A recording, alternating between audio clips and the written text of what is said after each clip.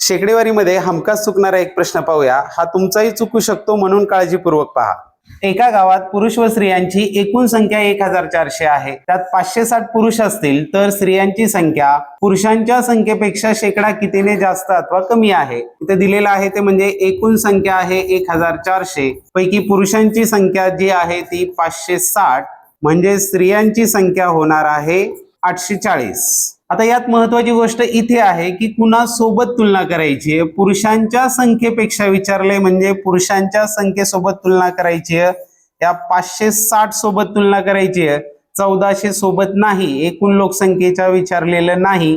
त्यामुळे इथे 560 पेक्षा स्त्रियांची संख्या कितीने अधिक आहे, 280 ने जास्त आहे आणि याचाच आपल्याला शेकडा काढायचा आहे। 560 पेक्षा 280 ने जास्त तर 100 पैकी किती, 0 0 गेले, 28 एके 28, 28 दुने 56, बे एके बे आणि बे 50 100, म्हणजेच 50% जास्त आहे, जे की उत्तर आहे पर्याय क्रमांक 4 हे त्याचं योग्य उत्तर असणार आहे। त्यामुळे हे सोडवताना पुरुषांच्या संख्येसोबतच याची तुलना करावी लागणार आहे। व्हिडिओ आवडला असेल तर नक्की लाईक करा, सबस्क्राईब करा।